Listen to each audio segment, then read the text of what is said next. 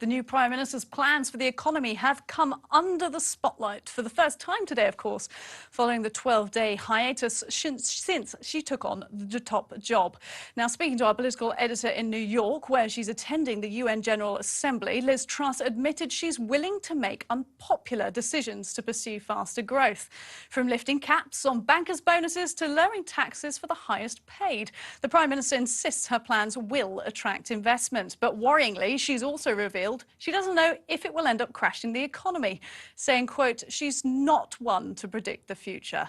Let's take a listen now to Kate McCann's interview. She started by asking Liz Truss what other unpopular decisions she'd be willing to make after she indicated a cap on bankers' bonuses will be lifted. Well, I'm not going to preempt the Chancellor's statement on Friday, where he will lay out our economic plan. But I've been very clear that as well as keeping taxes low, we need to put in place measures that are going to drive growth in the economy. And that's my priority. We've had relatively low growth for several decades. What we need is to get an economy that's a high-wage economy, that we're attracting investment into all parts of our country, towns and cities across places that previously have been left behind. And that will require us to make some unpopular decisions. But the important point is what we want to see is we want to see people getting those good jobs, people opening new businesses. That's what will drive the future success of our country. How about planning reforms? Build more houses much more quickly, that'll grow the economy. Well, as I said, I'm not going into specific measures. One thing I did say during the campaign is we will be removing the top-down housing targets, because we want our economy to be driven locally by what local people want, not by targets set in Whitehall, which, in my view, don't work anyway. And how about grammar schools? Upskill? Help people get a better education? Well, I have said that I would want new grammar schools to be able to open across the country.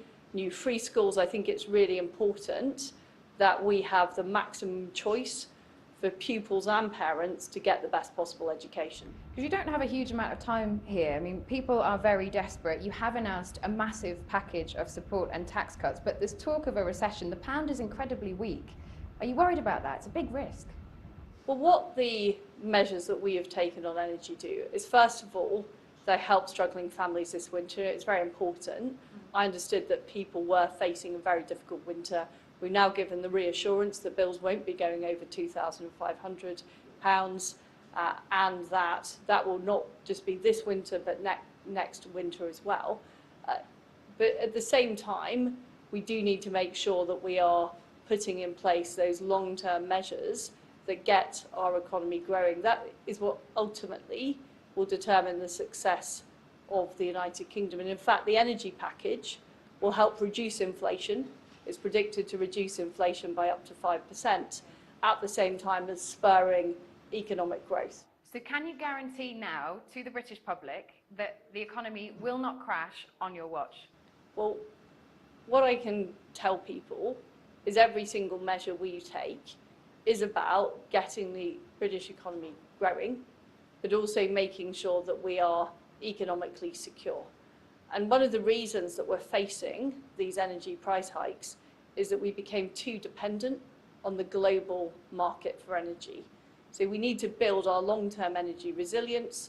I want us to be a net energy exporter by 2040. So we are taking the long-term steps that will get Britain back on track and make sure we're not just a growing economy, but we're also a secure economy that isn't dependent on authoritarian regimes. Is that a yes? That's a guarantee?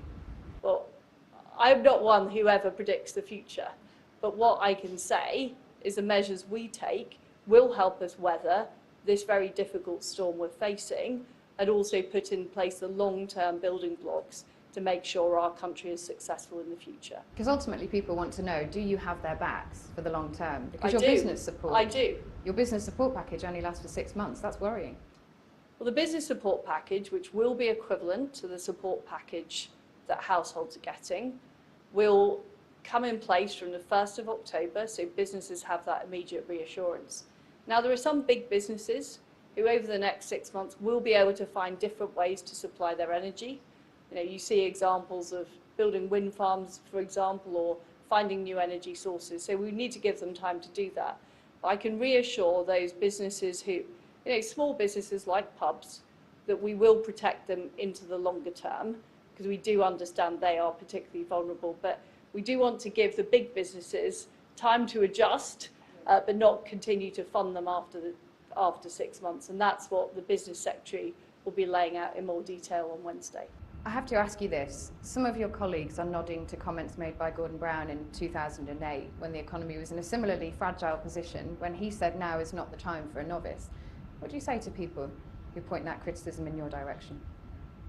Well, we are facing a very, very difficult economic situation.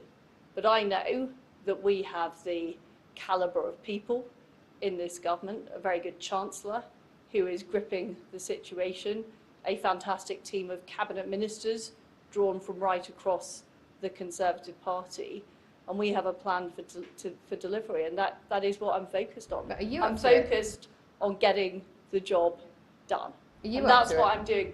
You've already seen that I've delivered, Kate. Within 1 week of becoming Prime Minister, we put in place a package that is going to make sure that households and businesses are protected this winter and next winter. Later this week, you will see more on energy support for businesses. You will see a fiscal statement from our Chancellor about how we're going to get the economy growing.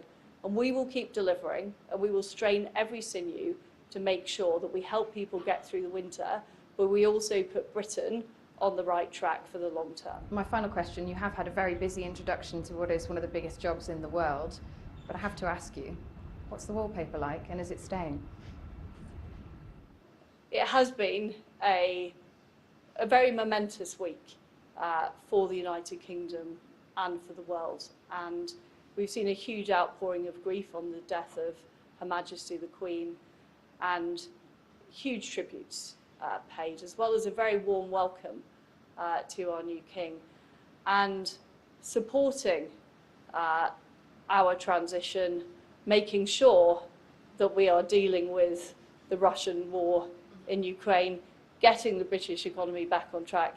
That's been the focus of my thinking.